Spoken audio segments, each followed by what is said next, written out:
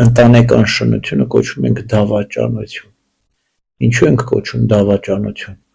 որտեղ ինչպես Հուդան դավաճանեց Քրիստոսին,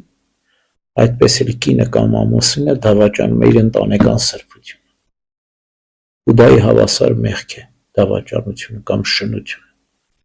որտեղ ընտանիքը դա մի սրբություն, դա մի եկեղեցի է։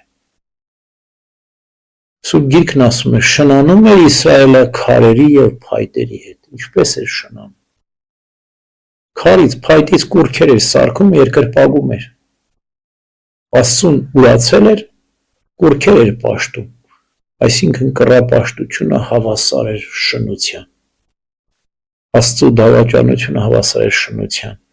և շնությունն էլ հավասար է դավաճանության։